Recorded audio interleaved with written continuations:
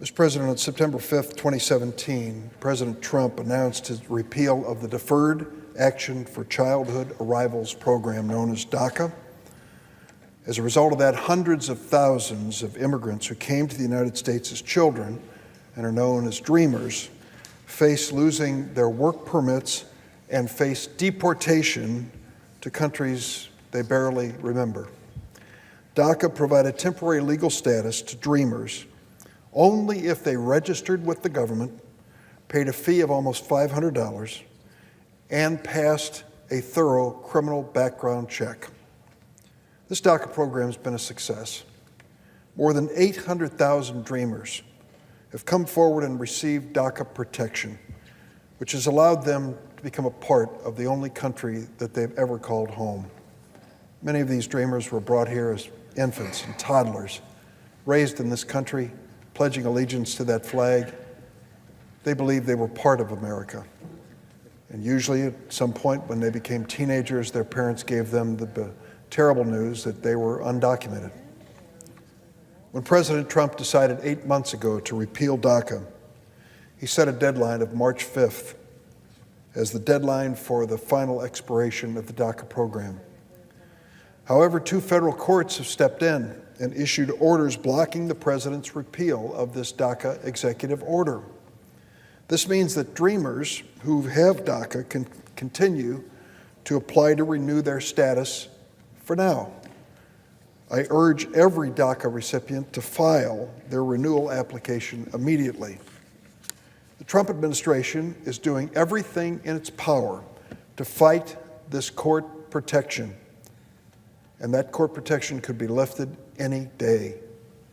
This means that there's a need for Congress to do something. I again urge the Republicans who control Congress to immediately pass the DREAM Act, bipartisan legislation I first introduced 17 years ago that would finally give these dreamers a path to becoming citizens of the United States. The reality is that tens of thousands of dreamers are already at risk of losing their work permits and being deported. The Department of Homeland Security Secretary Kirstjen Nielsen has promised me that her department will not deport any DACA recipient with a pending DACA application, even if their status expires. I'm going to hold her to that commitment because lives hang in the balance. However, for DACA recipients whose status is expired, the department will not authorize them to work unless and until their DACA is renewed. This means that tens of thousands of DACA-eligible individuals could be forced to leave their jobs while their applications are pending and before the renewals are approved. Then consider the fate of dreamers who are eligible for DACA but never quite reached that status. They can no longer apply for protection because of President Trump's decision to prohibit new DACA applications after September 5th of 2017.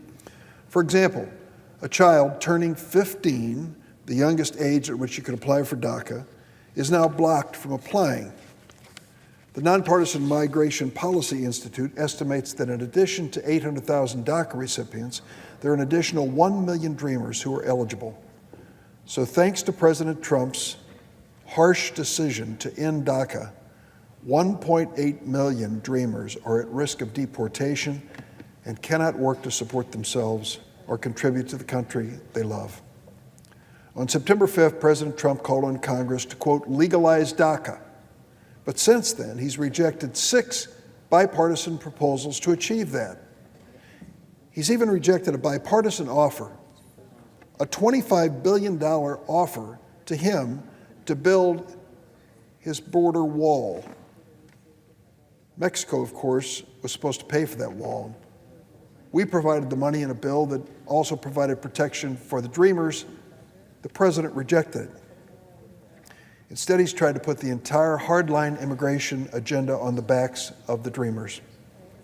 President Trump has said he'll only support legalization for dreamers if Congress passes his plan, which would, among other things, cut legal immigration to the United States by more than 40%. There are people within this administration and some within the United States Senate who really despise immigrants. And you can see it.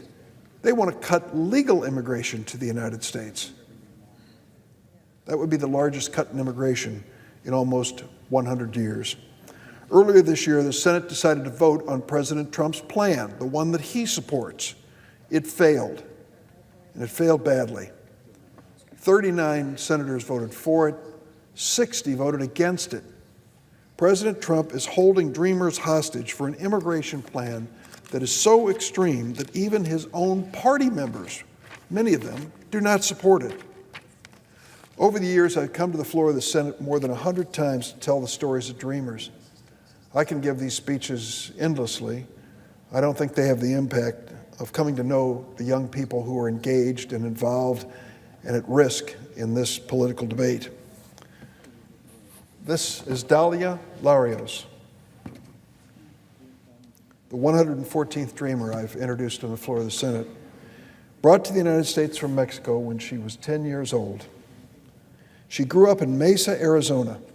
She remembers celebrating the 4th of July, going to school dances, and of course watching the Super Bowl. Her parents were hard workers, usually 2 or 3 jobs. They taught her that although there were many things she could not control, she could control how long she studied and how much time she devoted to school. She did. Dalia graduated her high school in the top 1% of her class. She was named the most outstanding life science student at the school. Not only did she excel academically, she completed over 150 hours of community service. This is a remarkable young woman. She started an after-school dance program for at-risk children and was the first-place state champion in both French and constitutional debate. Dalia then attended Barrett, the honors college at Arizona State University. She majored in biological science, specifically genetics, cell and development biology. She continued her community service, volunteering as an English and biology tutor and at a number of health clinics. Dalia graduated with a perfect 4.0 GPA and received a number of awards, including the School Life Sciences Award for her plant-based research on cervical and breast cancer vaccines. Today, Dalia is a 4th-year medical student at Harvard Medical School. She's researching lung cancer and lung transplants at Brigham and Women's Hospital and the Dana-Farber Cancer Institute. In 2016, she won the Robert Ebert Prize for Healthcare Delivery Research for her work on designing student-led health counseling programs to improve health outcomes in complex diabetic patients. And what does she dream to be? A cardiothoracic surgeon. She wrote me a letter, and Dalia said this: "For many, DACA may be a political bargain. For me, it is my life. And because of DACA, for the first time ever, I've been able to live a life that is not just rooted in dreams, but the realization of those dreams. It has been a gateway to change, inclusion, and meaningful integration into the country I call home and desperately hope to serve." At least 65 additional Dreamers are enrolled in medical school this last school year. But without DACA, these Dreamers could be deported back to their countries where they haven't lived since they were little kids. Will America be a stronger country if we ask Dalia to leave? This Harvard Medical School graduate who wants to be a cardiothoracic surgeon?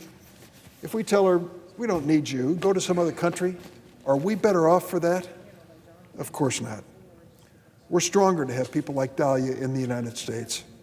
The Association of Medical Colleges states that the nation's doctor shortage is going to continue. Both the AMA and the Association of American Medical Colleges have warned that ending DACA could make it even harder to deal with the physician shortage in the United States. They caution that President Trump's reversal in policy, quote, could have severe consequences for many in the healthcare workforce, impact patients and our nation's healthcare system. I personally think it would be a tragedy to deport someone like Dalia, who has so much to contribute to America. President Trump created the DACA crisis. Instead of working toward a solution, he has sabotaged every effort we have made to support and save the Dreamers. Now it's up to the Republican majority in Congress to accept one of the 6 bipartisan solutions on the table to save these young people. Congress should do its job and make the DREAM Act the law of the land, or we're going to be responsible for the fate of wonderful young women like this This amazing young woman can be saving lives in America as a surgeon, or we can deport her back to Mexico. What sense would that make? Currently, the U.S. House of Representatives is debating when and if to return to the immigration debate. It's fortunate that 20 Republicans have had the courage to step up so far, and I hope more will join them, and said we've got to do something. We can't just let this happen without an effort to pass a bill to solve the problem. Well, the same thing can be said of the Senate. That's why I'm hoping that in the end of the day, that we can put this kind of DREAM Act and DACA bill back into active consideration on the floor of the United States Senate. As if in legislative session, I ask unanimous consent the Committee on Judiciary be discharged from further consideration of S-1615, that the Senate proceed to its immediate consideration, that the bill be considered read a third time and passed, and the motion to reconsider be considered made and laid upon the table with no intervening action or debate. Is there objection? The senator from Utah. Reserving the right to object.